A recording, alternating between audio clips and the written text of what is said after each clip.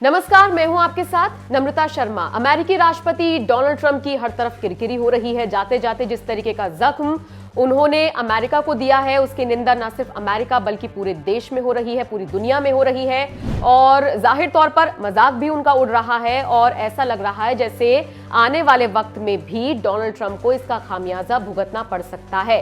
मतलब अपनी हार पचाने में वो सक्षम ही नहीं साबित हो रहे हैं। उनको ये हजम ही नहीं हो रहा है कि मुझे किसी ने कैसे हरा दिया। और आपको याद ही होगा पिछले दिनों अमेरिका में जिस भी तरीके की घटनाएं हुई उसमें 4-5 लोगों की मौत हुई और उस पूरे मामले को लेकर अमेरिकी राष्ट्रपति की चारों तरफ निंदा हो रही है। और इन सब के बीच अमेरिकी संसद में 2 बार महाअभियोग प्रस्ताव चलाने के लिए भी वोटिंग हुई और ये वोटिंग पूरी तरीके से ट्रंप के खिलाफ गई। और सबसे दिलचस्प बात तो ये है कि जब वोट पड़े तो इसमें 10 ऐसे सांसद थे जो रिपब्लिकन पार्टी से ही थे, जो ये साफ तौर पर दर्शा रहा है कि जो वहां के सांसद हैं और खासकर जो डोनाल्ड ट्रंप की पार्टी के ही जो सांसद हैं वो भी उनके रवैये से, उनके व्यवहार से संतुष्ट नहीं है। इन सब के बीच हमने आपको बताया था कि डोनाल्ड ट्रंप के जितने भी सोशल मीडिया प्लेटफॉर्म्स हैं, अकाउंट्स हैं, उनका एक्सेस बंद कर दिया गया है। और चाहे फेसबुक हो, इंस्टाग्राम हो, यूट्यूब हो या फिर ट्विटर हो, पहले तो इन पर कुछ एक अवधि के लिए बैन लगाया गया था, लेकिन भरोसा नहीं कर सकते हैं डोनाल्ड ट्रंप पर। और यही वजह है कि यूट्यूब को भी परमानेंटली बैन करने की खबर सामने आ रही है और साथ ही साथ ट्विटर को भी परमानेंटली बैन कर दिया गया है। इन सब के बीच जो ट्विटर के सीईओ हैं जैक डॉर्सी, उनका बयान सामने आया है और उन्होंने कहा है कि इस पूरे कदम को जो ट्विटर ने उठाया है इसको लेकर हमें कोई गर्व नहीं है, बल्कि हमें तो इस बात का दुख है कि हम जो सही कंटेंट को बढ़ावा देते हैं और इस तरह की बातें करते हैं उसमें कहीं ना कहीं हम विफल हुए हैं।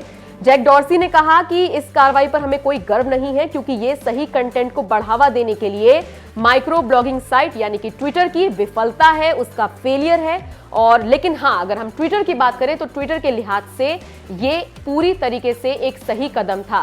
साथ ही साथ ट्विटर के जो सीईओ हैं उन्होंने ये भी कहा कि हमने बाकायदा पहले डोनाल्ड ट्रंप को चेतावनी दी थी कि वो इस तरीके के जो भी भाषणबाजी है या फिर जिस तरीके के ये उकसाऊ पोस्ट है ये सब ना करें, इससे बाज आ जाएं। उनको बाकायदा लिखित में इस बात की वार्निंग दी गई थी, चेतावनी दी गई थी।